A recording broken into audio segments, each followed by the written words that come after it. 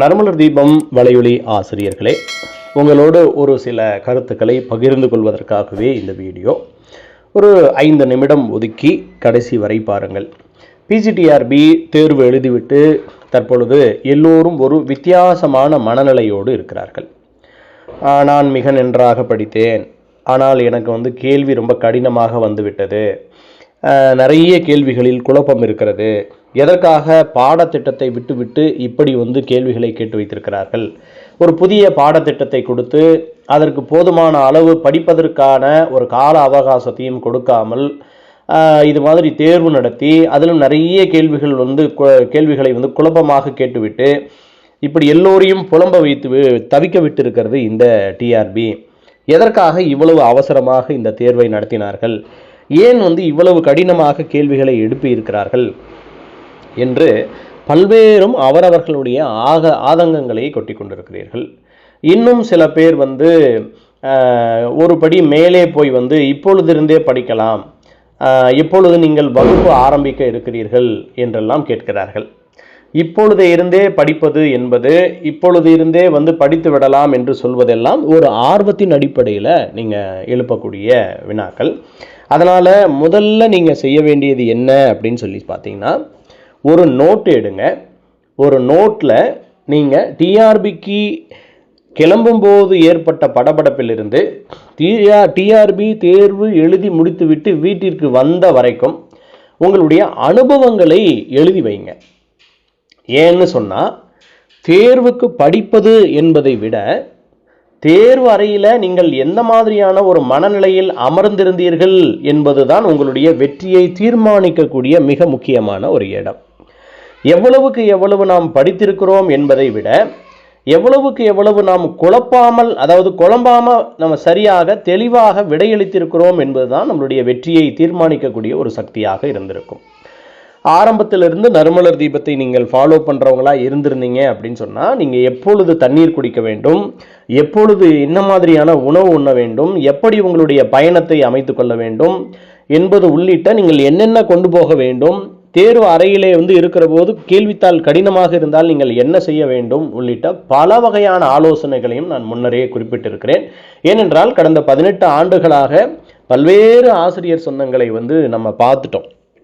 என்னென்ன மாதிரியான மனநிலையில் போகிறீங்க, என்னென்ன மாதிரியான மனநிலையில் நீங்கள் தேர்வு எழுதுறீங்க, இந்த தேர்வு அறையில் நீங்கள் என்னென்ன மாதிரியான தவறுகளை செய்கிறீர்கள் என்பது அணுவாக நமக்கு தெரியும். அதனால தான் அவ்வளவு அறிவுரைகளை சொல்லியிருந்தேன். சரி, இது எல்லாவற்றையும் தாண்டி இப்பொழுது நீங்கள் தேர்வு எழுதி முடித்து விட்டீர்கள், நிறைய குழம்பி இருக்கிறீர்கள். அதே போல் கேள்வி மேலோட்டமாக வந்திருந்தாலும் கூட அந்த கேள்வியிலே விடையளிப்பதிலே நீங்கள் நிறைய இடையூறுகளை அடைந்திருக்கிறீர்கள். இது எல்லா வகையான அனுபவங்களையும் சரியாக குறித்து வைத்துக் கொள்ளுங்கள். ஒவ்வொருவருமே நான் 8 கேள்விகளுக்கு தவறாக பதிலளித்து விட்டேன், 9 கேள்விகளுக்கு தவறாக பதிலளித்து விட்டேன், 10 கேள்விகள் வேண்டுமென்றே நான் சரியாக இருக்கும் என்று நம்பி வெளியே வருகிற போதுதான் ஒவ்வொரு கேள்வியாக எனக்கு நினைவிற்கு வருகிறது, அந்த நேரத்தில் என்ன நடந்தது என்றே தெரியவில்லை. இப்படி பலரும் பல வகையிலே புலம்பி இருக்கிறீர்கள். இந்த அனுபவத்தை தயவு செய்து ஒரு நோட்டு போட்டு அந்த நோட்டில் எழுதி வைங்க. எதற்காக அப்படின்னு சொன்னால், அந்த கடைசி நேர தேர்வு அறையில் எவ்வளவு குழப்பங்கள் இருக்கிறது என்பதை அடுத்த தேர்வுக்கு போகிற போது ஒரு முறை பார்த்து விட்டு செல்ல வேண்டும். பத்திரமாக இதை எழுதி வச்சுக்கோங்க. என்னென்ன பிரச்சனைகள் உங்களுக்கு இந்த தேர்வில் நீங்கள் கண்டிருக்கிறீர்கள், என்னென்ன பிரச்சனைகளிலிருந்து நீங்கள் விரைவிலேயே வெளியேற வேண்டும், பாடக்குறிப்புகளை தேர்ந்தெடுத்ததில் பிரச்சனை இருக்கிறதா, படித்ததில் பிரச்சனை இருக்கிறதா, அல்லது கால அவகாசம் போதாமல் பிரச்சனை இருக்கிறதா, அல்லது வினாத்தாள்களை கண்டு பதற்றமடைந்து விட்டதனால் பிரச்சனை இருக்கிறதா, அல்லது அதுவா இதுவா என்கிற குழப்பத்தின் காரணமாக பிரச்சனை ஏற்பட்டிருக்கிறதா, எதனால் நம்மால் குறிப்பிட்ட அளவிற்கு மதிப்பெண்களை பெற முடியவில்லை என்கிற ஒரு நல்ல அனலைசிங் உங்ககிட்ட இருக்கணும். அதுதான் என்ன செய்யும் அப்படின்னு சொன்னாக்க அடுத்த கட்டத்துக்கு போகும். ஏன்னா விவேகானந்தருடைய ஒரு கொட்டேஷன் உங்களுக்கு தெரியும், திருத்தி கொள்ளாத தவறை விட பெரிய தவறு எதுவும் இல்லை அப்படின்னு சொல்லியிருப்பார். அதனால நாம் என்ன தவறு செய்திருக்கிறோம் என்பதை நீங்க ஒரு 2 மாசம் போச்சுன்னா 3 மாசம் போச்சுன்னா அது காணாம போயிடும், மறந்துடுவீங்க. திரும்ப அடுத்த தேர்வில் இதே மாதிரியான தவறுகளை செய்யக்கூடாது. அதனால் எதையும் மறக்காமல் ஒரு சின்னதாக ஒரு நோட்டு போட்டு இந்தந்த தவறுகளை நான் செய்திருக்கிறேன், அடுத்து வரக்கூடிய காலகட்டங்களில் இது மாதிரியான தவறுகளை செய்யக்கூடாது, நான் நிறைய தேர்வு அட்டன் பண்ணியிருக்கேன். ஆனால் எல்லாமே ஒரு கடமைக்காக பண்ணியிருக்கேன். இந்த தேர்வுகளை அட்டன் பண்ணுற போது கொஞ்சம் நல்லா பண்ணியிருந்தா பரவாயில்ல. நான் ஓஎம்ஆரில் ட்ரைனிங் எடுக்காமையே போயிட்டேன். அதுதான் எனக்கு பெரிய பிரச்சனையாக போயிடுச்சு. எனக்கு ஓஎம்ஆரில் பிரச்சனை வர்றதுக்கு காரணமே இதுதான். இதனால் எனக்கு 2 மார்க் போச்சு. அப்போ ஓஎம்ஆர் பயிற்சியின் காரணமாக எனக்கு 2 மதிப்பெண்கள் போய்விட்டது. வினாத்தாளை சரியாக படித்து பார்க்காததனால் எனக்கு 2 மதிப்பெண்கள் போய்விட்டது. தேர்வறையில் பயங்கரமான ஒரு குழப்பத்தோடு இருந்த காரணத்தினாலும் அதீத பயம் காரணமாகவும் எனக்கு ஒரு 2 மதிப்பெண்கள் போய்விட்டது. அதே போல சரியான நேரத்திற்கு போகாமல் காலதாமதமாக போனதனால் எனக்கு இவ்வளவு பிரச்சனைகள் வந்தது என்று நீங்கள் ஒரு பட்டியல் போடுங்க. பட்டியல் போட்டுட்டு அதுக்கப்புறம் மெட்டீரியல் படித்ததுனால இந்த பிரச்சனையா, அல்லது சரியான பயிற்சி மையத்தை தேர்ந்தெடுக்காதனால இந்த பிரச்சனையா, அல்லது சரியான தேர்வு எழுதாதனால இந்த பிரச்சனையா, அல்லது எழுதுகிற போது அவசரமாக எழுதி ஏனோ தானோ என்று எழுதிய காரணத்தினால் வந்த பிரச்சனையா, இந்த மாதிரி பல பிரச்சனைகள் இருக்கிறது. இது எல்லாவற்றையும் விட சரியாக விடுப்பெடுத்து கொண்டு கிடைத்த இந்த நாட்களில் நம்மளால் படிக்க முடிந்ததா, அல்லது வேலைக்கு சென்று படித்துக்கொண்டு எந்த காரணத்தினால் நம்மளால் இதை வெற்றி பெற முடியவில்லையா என்பது, இந்த மாதிரியான எந்த பிரச்சனையை உங்களால் இந்த அதிகமான மதிப்பெண்களை எடுக்க முடியாமல் போனதற்கான காரணம் என்பதை சரியாக கண்டறியுங்கள்.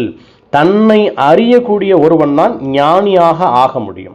அதனால தன்னை அறியக்கூடிய ஆற்றல் உங்களுக்கு இருந்தது அப்படின்னு சொன்னால் நிச்சயமாக வருங்காலத்தில் உங்களால் வெற்றி பெற முடியும். மேற்கண்ட இந்த தவறுகளிலிருந்து கொஞ்சம் கொஞ்சமாக வெளியேறுவதற்கு முயற்சி எடுத்துக்கொள்ளுங்கள். எல்லோருக்கும் படிக்கிற பாட புத்தகம் ஒரே புத்தகம்தான். எல்லோருக்கும் படிக்கிற நேரம் ஒரே நேரம்தான்.